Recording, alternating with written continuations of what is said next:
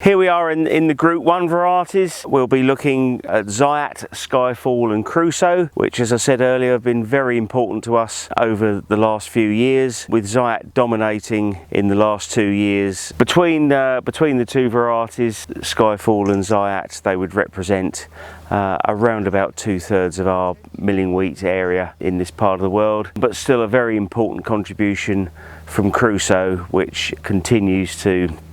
be many of the millers' favourites and very consistent in terms of its field and quality performance. So looking at Zayat and Skyfall initially, they represent pretty much equal share of what we see planted in this extreme southeast corner of the country. Skyfall tended to go more on the lighter lands and, in my opinion, a better second wheat for that type of variety, whereas the Zayat seems to be performing better across a range of soil types, but on the higher fertility situations is probably getting that little bit of extra yield premium over and above Skyfall. We then got Crusoe, and some might think that Crusoe's somewhat outdated, and certainly it has disappeared off of a lot of farms over the last 2 or 3 years, being perceived as being a little dirtier on brown rust, but also slightly off par on yield.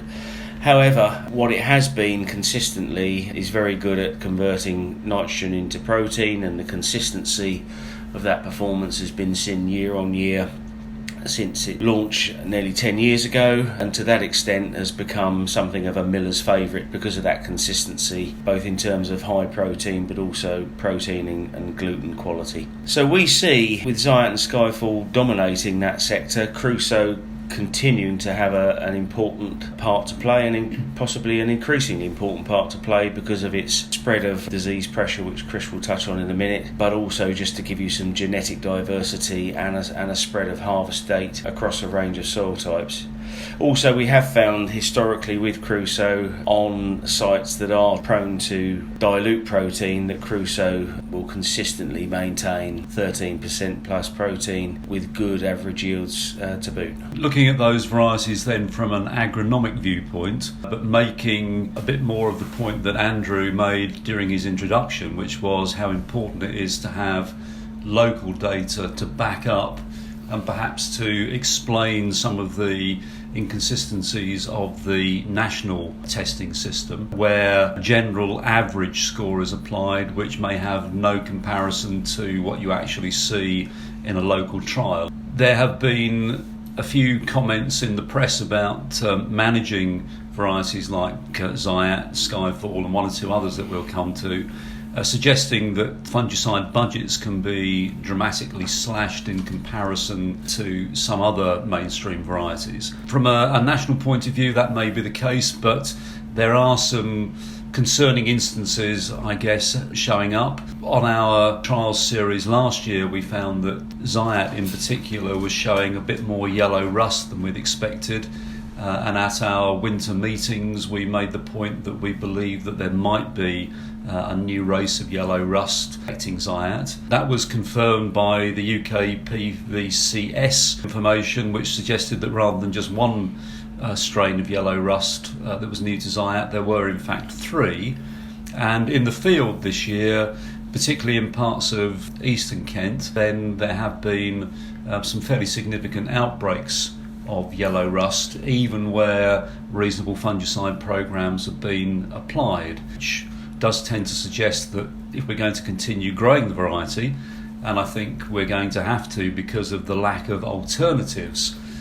in the Group 1 market, particularly of the quality of Zayat, then we're going to have to be more mindful of that and alter our fungicide programs accordingly, which may mean a little bit more spend rather than significantly less. Now, if Zayat's been a problem for yellow rust this year, then Skyfall has as well, and Skyfall has always been a little bit of a dark horse when it comes to yellow rust, showing more problems than perhaps the breeder has given it credit for. We did see that in the first year, and we're seeing it again this year.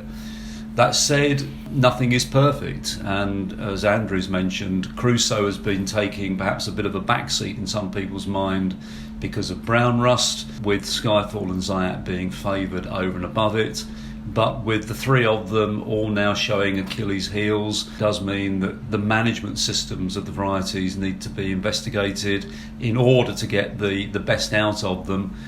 because they are important varieties and the market needs them. Now on to the Group 2s, which supplement and complement the Group 1 sector in this part of the world very well indeed now. I made the point earlier about disease ratings and looking for different ways to understand what the disease profiles are in this part of the world, and Siskin and Ixtase, as the two Group 2 varieties represented here, do exactly that, both with decent sets of triticide scores but also good grain marketability as well. So we would see the Group 2s, rather than being seen as very distinct from the Group 1 varieties, actually complementing them. A grower will continue to grow hard milling varieties, be they Group 1 or Group 2, rather than moving on to grow Group 3s or Group 4s and completely change his marketing strategy. Next in the trial set we've got RGT Blossom, which is a candidate variety and was identified by NABIM as a potential Group 1. Subsequently, further testing from 2019 harvest, it means that they concluded that it's not a Group 1 and is now classified as a Group 2, which is somewhat disappointing because we saw a variety there in Blossom that would have complemented Zayat, Skyfall and Crusoe, not necessarily given any significant additional agronomic disease or quality characteristic over and above those three, but would have given us another variety to choose from and a bit more genetic diversity. However, the variety is what it is and has got some good agronomic traits about it, but we really see it now as a Group 2 type, so we'll be competing in the marketplace with two varieties that we're somewhat more familiar with, KWS Ixtase and KWS Siskin. Now Siskin's been around now for 4 years and has actually maintained a very stable and loyal following across the country as a whole. It's a variety that's attracted some interest by specific millers on particular buyback terms, again because of that consistency in the way that the protein performs in the mill process. From an agronomic point of view, Siskin is a variety that does not want or need to be drilled early. So in the normal course of events, whatever a normal season is, we would see Siskin as a variety that doesn't enjoy being drilled much before the end of September into early October, depending on your site, topography, etc. But equally, we've learnt that drilled very late into poor conditions, it doesn't enjoy that either and is very prone to dropping tillers late on and in very bad and late conditions, not actually tillering very well at all. If drilled over early, the variety is prone, as we saw in Harvest 18 season, to become quite leggy and be prone to lodging and having quite an impact on specific weight and general grain quality. So in summary, Siskin, drill the first half of October, across a range of soil types, good first and second wheat, but very reliable both in terms of field performance and by the end user. Then we've got KWS Ixtase, which was the new kid on the block, if you like, last year, and we saw good uptake from growers with particular interest around its disease profile, but also the fact that it was an alternative variety in that quality wheat sector, hard wheat sector, and the particular interest around its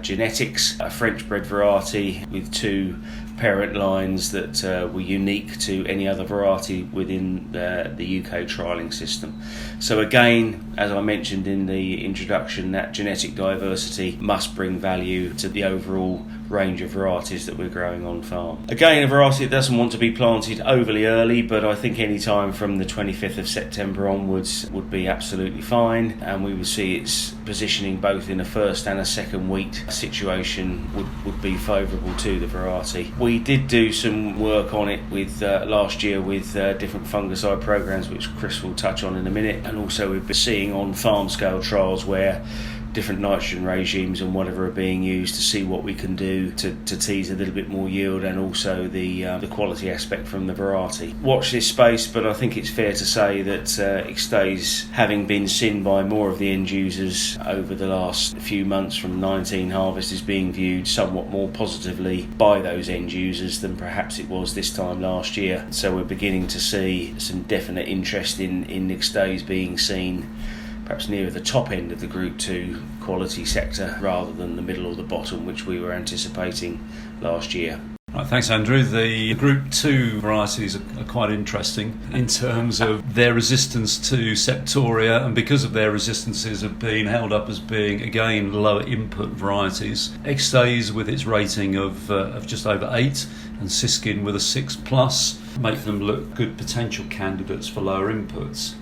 Having said that, Siskin has always been very variable. In trials in the past with it, we've had anything from a tonne to 2.5 tonnes response to fungicides. So knowing when and how to cut fungicide inputs is perhaps a little bit tricky. Last year on the site that we're on at the moment, High Chimneys, we were just under 3 tonnes response to Siskin, therefore very difficult to pronounce on that one. And one of the things we have to remember in this part of the world is that Siskin does have a bit of a weakness to brown rust, and some of that response probably came from brown rust developing at the latter part of the season. And from that point of view, it's going to be interesting over the next few weeks to see how things develop on the site, because brown rust is already present in the variety. Extaze, of the varieties that we had in trial last year, was certainly the lowest responder.